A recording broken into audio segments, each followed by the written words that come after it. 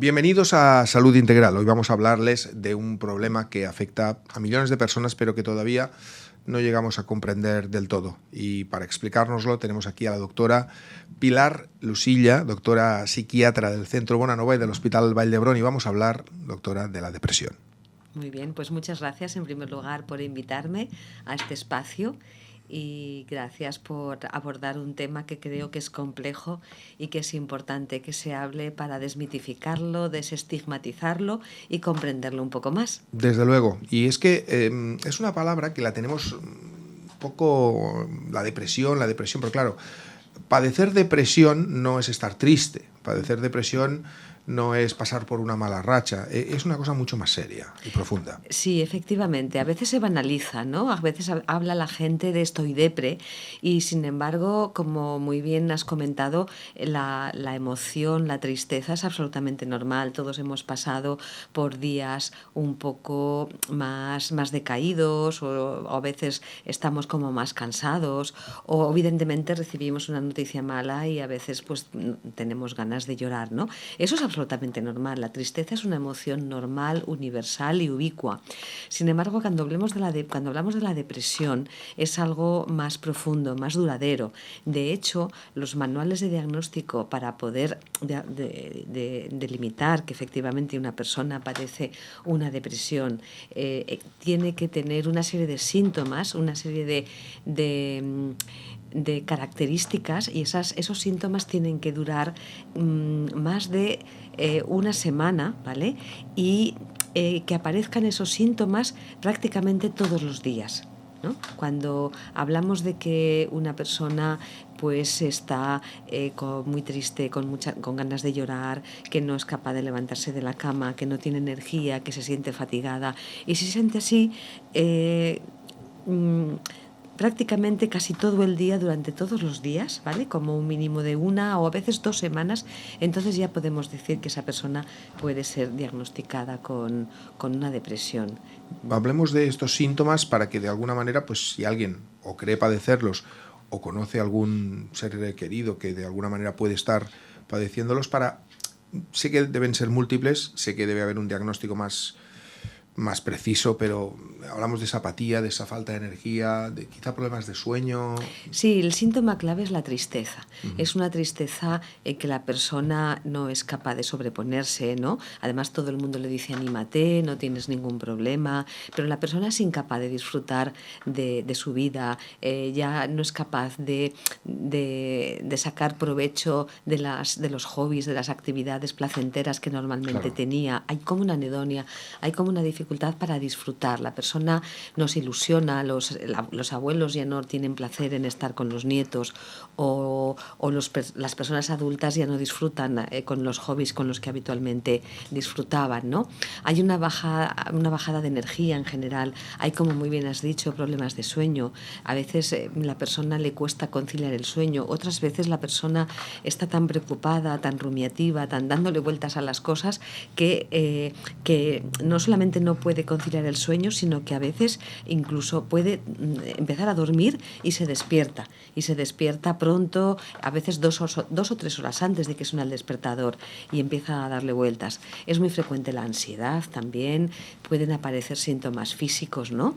Como por ejemplo molestias de estómago, dolores de cabeza, molestias en la espalda, en las articulaciones. Es decir, es lo que hablamos a veces de la depresión somatizada. La persona se encuentra mal, tiene molestias, dolores, va al médico, le hacen pruebas, está muy cansada, no le encuentran nada, le dicen no, estás normal, y la persona porque las pruebas salen normales y sigue sintiéndose mal, ¿no? Es lo que llamamos la depresión somatizada.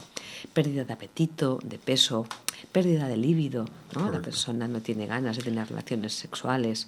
Ese anímate puede llegar a ser contraproducente, puede ser un anímate, pero la persona no sabe cómo llegar a eso y aún genera más frustración. Efectivamente, genera más frustración porque la persona que está deprimida no tiene una pierna rota, no tiene una lesión que se vea, es una desazón interna. Entonces, claro, todo el mundo con muy buena voluntad, ¿no? Con muy buenas palabras le dice, bueno, pues vamos a dar un paseo, intenta hacer algo que te apetezca, pero la persona no es capaz. Es como, yo a veces le digo a mis pacientes, eres un móvil de última generación, un iPhone 17, y sin embargo tu batería está descargada, no tienes pilas. Tenemos que recargar esa batería. Bueno, eso pasa con los iPhones también. También, con el tiempo. Con el tiempo se desgastan. Exacto, todos los desgastamos. El estrés, la vida que llevamos también, las personas a veces que son tremendamente perfeccionistas, que quieren llegar a todo, ¿no? Claro. La batería se va descargando. ¿Hay una causa, de todas maneras, que provenga siempre del mundo físico, de nuestra interacción personal, de algún proceso por el que estamos pasando? Pero también hay algún problema de alguna manera de desequilibrio químico mental, ¿no? ¿También? Sí, la depresión evidentemente es multifactorial, tiene muchas causas.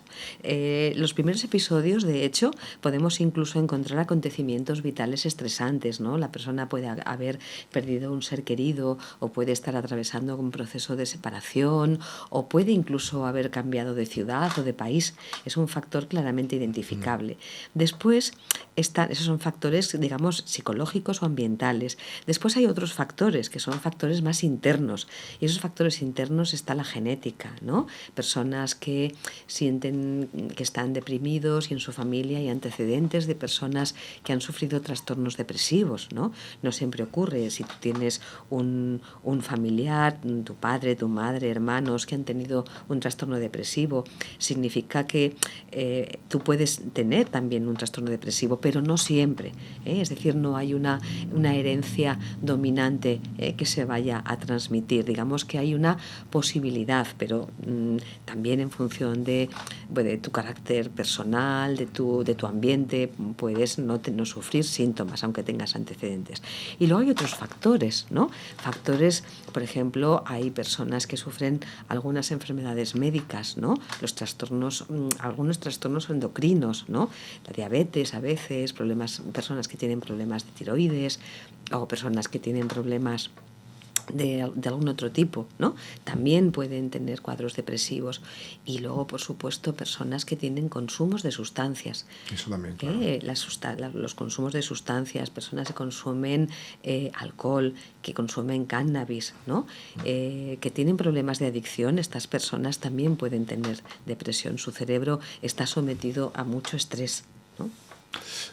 Vamos un poco a la palabra mágica. ¿Cómo se sale de ahí? Bueno, lo primero es pedir ayuda, ¿vale? Cuando la persona está viendo que lleva unos días, unas semanas, unos meses, que no acaba de encontrarse bien, que no duerme bien, que está muy ansiosa, que está triste, que está gris, que le da igual 8 que 80, que no se concentra, que a veces tiene ganas de llorar, que incluso a veces puede pensar en cuál es el sentido de su vida, que puede pensar, pues mira, si me duermo no pasa nada. Entonces, cuando empieza a ver ese humor, ¿no? Gris, lo más importante es pedir ayuda, no quedarse con la duda, consultar. Yo siempre digo que, claro, a todas las personas les da miedo ir al cirujano, ¿no? Pero hablar con un psiquiatra no duele, ¿no? Es simplemente hablar, ¿no? Ante la duda, consulta, porque luego la verdad es que cuando las personas hablan de lo que les pasa, se expresan, se liberan, ¿no? De entrada, hablar ya es terapéutico, poder compartir tu malestar, tu ansiedad, tu dolor, tus preocupaciones, ¿no? Tener un profesional que te acompañe, que te oriente, ¿no? Ante la duda, consulta. Porque hoy día muchas de las depresiones, si no son muy fuertes, con un abordaje psicológico, a veces puede ser suficiente, ¿no? Sin medicación. Sin medicación, es decir, hacer una psicoterapia cuando la persona está con una serie de dudas, con una serie de circunstancias complicadas en la vida, pues un abordaje psicológico ya le puede ayudar. Si hay síntomas en los que la persona tiene la sensación de que ya no es la que era, que hay como un sufrimiento importante, una ansiedad que le está afectando a su día a día. Entonces es importante valorar si la persona puede beneficiarse o no de algún tratamiento, que son tratamientos que son sencillos de aplicar y bien tolerados hoy día. Sí, estamos hablando de antidepresivos o algún tipo de fármaco orientado a eso. Exactamente, estamos hablando de antidepresivos, pero hoy día incluso para aquellas personas que no quieren tomar medicaciones, ¿no? y que tienen síntomas que se necesita hacer un reajuste biológico, ¿no? Hay otros tratamientos, ¿no? Por ejemplo, tenemos la estimulación magnética transcraneal repetitiva, ¿no? Que es un tratamiento absolutamente ambulatorio, indoloro, mediante una serie de sesiones, ¿no? Se estimula el cerebro con ondas electromagnéticas y la persona mejora de la depresión en unos días sin tener que tomar pastillas. Es decir, que hoy día disponemos de muchas alternativas, tratamientos psicológicos, tratamientos biológicos, tratamientos de neuroestimulación y de neuromodulación, ¿no? Hay un amplio abanico. ¿Le parece que cada vez hay más número de casos o es que la gente le da menos tabú a explicar lo que le pasa?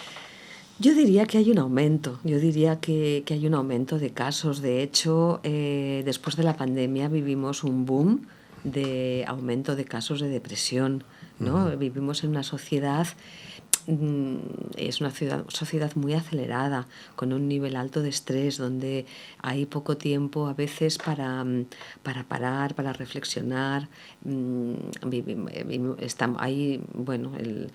Estamos sobreinformados y a la vez conectados, pero desconectados a veces de las personas, ¿no?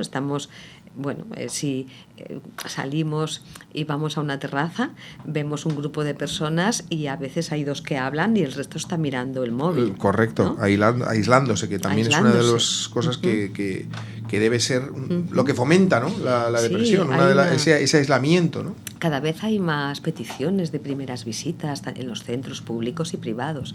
O sea que realmente es cierto que cada vez las personas son más conscientes de que pedir ayuda es una opción, pero también es cierto que la incidencia está aumentando.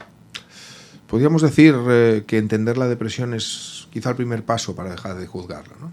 Sí, porque todavía los trastornos mentales, los trastornos psicológicos están asociados a un estigma, ¿no? Claro. Se ve como ir al psiquiatra como, bueno, estoy loco, ¿no? Cada vez afortunadamente este estigma se va deshaciendo, pero uno puede hablar en el trabajo de que va al dermatólogo, de que va al cardiólogo, ¿no? Pero todavía no está bien visto ir al psiquiatra. Ir al psicólogo tiene mejor prensa. Sí, se está vendiendo mejor. Pero es verdad que el psiquiatra todavía... ese paso de psicología a psiquiatría asusta, ¿no? Sí, asusta por el hecho del estigma del trastorno mental, ¿no? Y sin embargo...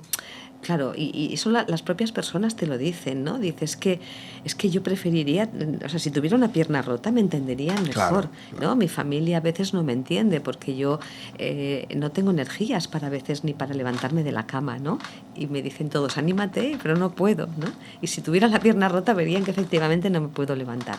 Por eso está muy bien que las personas poco a poco vayan comprendiendo más este tema, ¿no? Las personas deprimidas no pueden hacer las cosas no porque no quieran, sino porque realmente no pueden, no faltan. Es como pedirle a ese iPhone de última generación que funcione cuando la batería ya está gastada. Se agota. ¿No? Se agota. Perfecto. Creo que entendemos un poquito más después de esta conversación acerca de la depresión, gracias a la doctora Pilar Lusilla, doctora psiquiatra del Centro Bonanova y del Hospital Vall d'Hebron. Gracias por haber estado hoy aquí divulgando este tema que es tan importante. Pues muchas gracias a vosotros por el interés y por vuestro espacio, ¿no? De hablar de este tema que creo que es importante. Muchas gracias. A usted. Y a ustedes les espero en un nuevo capítulo de Salud Integral.